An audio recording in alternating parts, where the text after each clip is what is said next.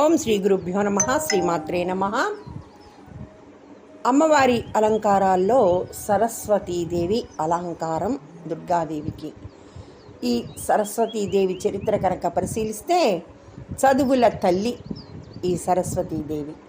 దేవనాగరి సరస్వతి, తెలుగు సరస్వతీదేవి, వాహనం హంస నెమలి.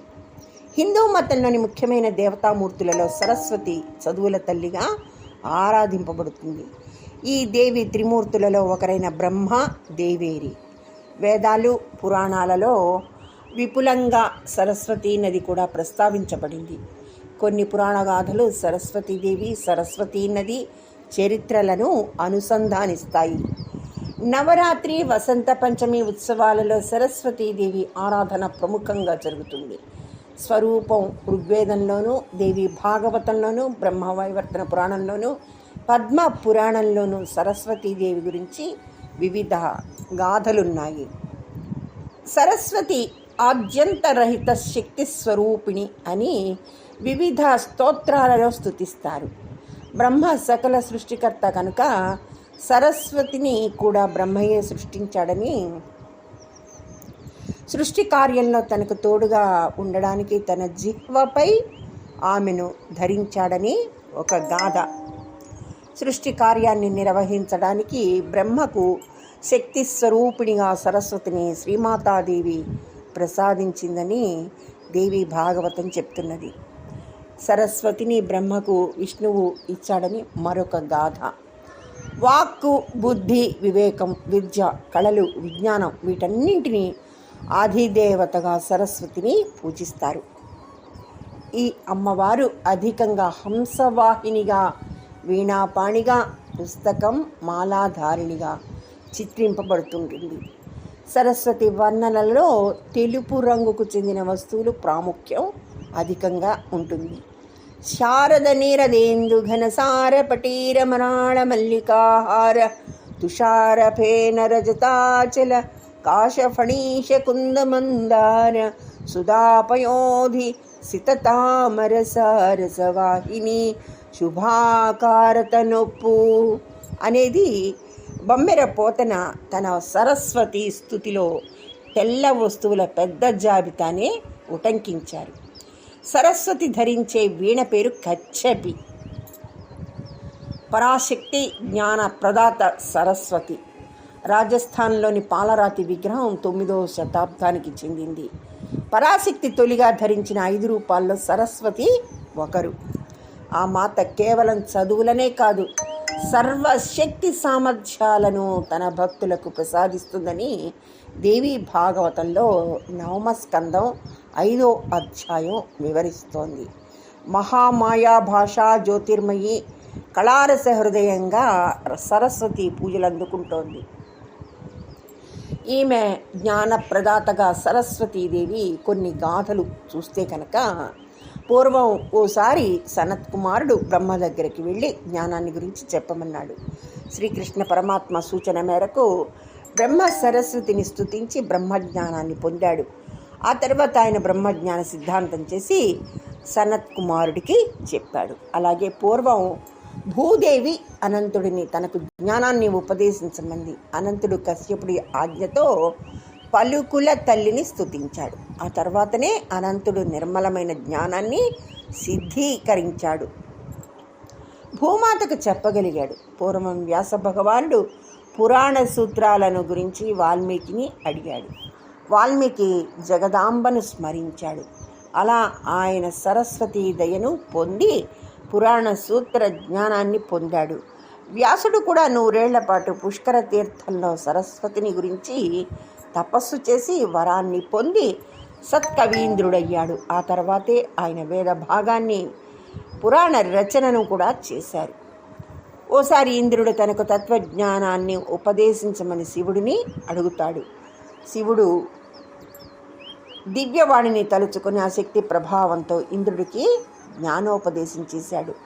ఆ ఇంద్రుడే బృహస్పతి దగ్గరికి వెళ్ళి శబ్దశాస్త్రాన్ని చెప్పమన్నాడు. అప్పుడు బృహస్పతి వెంటనే పుష్కర క్షేత్రానికి వెళ్ళి 1000 దివ్య సంవత్సరాల పాటు సరస్వతిని ధ్యానించి శబ్దశాస్త్రం పొందాడు. పొరపాటున గురువు ఆగ్రహానికి గురై ఓసారి తాను చదువుకున్న చదువునంతా కోల్పోయాడు యాజ్ఞవల్క్య మహర్షి. అప్పుడు ఆయన శోకార్తుడై పుణ్యప్రదమైన సూర్యస్థానానికి వెళ్ళి సూర్యుడిని గురించి తపస్సు చేశాడు. సూర్యుడు ప్రత్యక్షమై ఆ మహర్షి భక్తికి మెచ్చి వేదాంగాలను చదివించాడు. అయితే యాజ్ఞవల్క్యుడికి జ్ఞాపక శక్తి లేకపోవడాన్న గమనించిన సూర్యభగవానుడు సరస్వతి స్తోత్రాన్ని భక్తితో నిరంతరం పఠించమని చెప్పాడు. యాజ్ఞవల్క్య మహర్షి సూర్యభగవానుడు చెప్పినట్టు భక్తితో సరస్వతి స్తుతి విడవకుండా చేశాడు. ఆ స్తుతిలో తాను గురుశాపం వల్ల విద్యాహీనుడుగా అయినట్లు, జ్ఞాపక శక్తి కోల్పోయినట్టు చెప్తాడు. తన మీద దయ చూపి జ్ఞాపక శక్తులను ప్రసాదించమని, విద్యను చక్కగా శిష్యులకు బోధించే శక్తిని, గ్రంథ రచనా శక్తి, ప్రతిభ గల శిష్యులను తనకి ప్రసాదించమన్నాడు. సత్సభలలో మంచి విచారణ శక్తిని, సత్యస్వరూపిణి, వ్యాఖ్యాన రూపిణి, వ్యాఖ్యాధిష్టాతృ రూపిణి అయిన సరస్వతిని పదే పదే స్తుతించడంలో ఆ మాత యాజ్ఞవల్క్య మహర్షిని మళ్ళీ సంపూర్ణ జ్ఞానవంతుడిగా, సుకవిగా వెలుగొందమని ఆశీర్వదించింది. ఈ సరస్వతి స్తుతి అంతా దేవీ భాగవతంలో ఉంది. ఇహ శరన్నవరాత్రులలో మూలా నక్షత్రానికి ప్రత్యేక విశిష్టత ఉంది. చదువుల తల్లి సరస్వతీదేవి రూపంలో దుర్గాదేవి దర్శనమిచ్చే ఒక పవిత్రమైన రోజు. అమ్మను కొలిస్తే విద్యార్థులకు చక్కని బుద్ధిని, వికాసాన్ని కలుగు చేస్తుంది.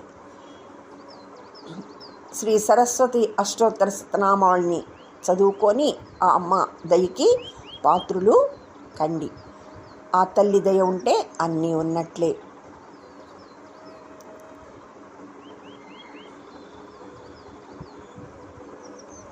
అలాగే ఈ సరస్వతీ దేవి గురించి ఇంకా చెప్పుకుంటూ పోతే, సరస్వతీదేవి జ్ఞానం, సంగీతం, కళలు, వాక్చాతుర్యం మరియు సంస్కృతికి హిందూ దేవత, బ్రహ్మదేవుడి భార్యగా, త్రిదేవి సభ్యురాలిగా అంటే లక్ష్మీ మరియు పార్వతులతో పాటు పూజించబడుతుంది. సరస్వతీదేవి జ్ఞానోదయం, ప్రేరణ మరియు విశ్వక్రమాన్ని సూచిస్తుంది. సరస్వతీ నదిని మూర్తిభవిస్తుంది. వీణా, పుస్తకం మరియు జపమాల పట్టుకుని ఉంటుంది. ఆమె ప్రాముఖ్యత జైన మతం మరియు బౌద్ధ మతానికి కూడా విస్తరించింది.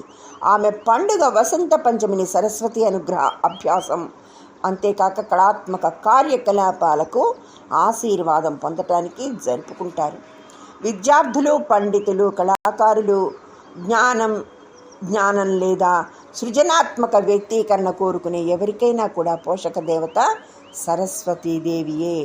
ఆమె సృష్టికర్త అయిన బ్రహ్మ యొక్క శక్తి, దైవిక శక్తిగా చూపబడుతుంది. జ్ఞానం ద్వారా విశ్వక్రమాన్ని నిలబెట్టడంలో కీలక పాత్ర పోషిస్తుంది. వీణ విషయానికి వస్తే సామరస్యాన్ని, అంతేకాక కళలను సూచించే భారతీయ తీగ, వాయిద్యం, ఆధ్యాత్మిక ధ్యానం, అంతేకాకుండా అంతర్గత సామరస్యాన్ని సూచిస్తుంది. ఇక తెల్ల కమలం స్వచ్ఛత మరియు జ్ఞానోదయాన్ని సూచిస్తుంది. హంస వివేచన మరియు సత్యం మరియు అబద్ధాల మధ్య తేడాను గుర్తించే సామర్థ్యాన్ని సూచిస్తుంది. ఆమె లక్ష్మీదేవి సంపద, అంతేకాక పార్వతీదేవి శక్తితో త్రిమూర్తులను ఏర్పరుస్తుంది. ఇది ఉనికి యొక్క ప్రాథమిక అంశాలను సూచిస్తుంది. సరస్వతి మొదట వేదమూలాలలో పవిత్రమైన సరస్వతీ నది యొక్క వ్యక్తిత్వంగా కనిపిస్తుంది. తర్వాత వాక్ దేవతతో గుర్తించబడింది. భారతదేశం అంతటా వాగ్దేవి, శారద మరియు వాణితో సహా వివిధ రూపాల్లో, పేర్లతో గౌరవించబడుతుంది. వసంత పంచమి మరియు నవరాత్రి చివరి రోజుల్లో అమ్మ ఆరాధన చాలా ప్రాచుర్యం పొందింది. హిందూ మతంతో పాటు ఆమె జైన మతం, బౌద్ధ మతంలో కూడా గౌరవనీయమైన పూజలు అందుకునే దేవత సరస్వతీదేవి. సరస్వతీ నమస్తుభ్యం.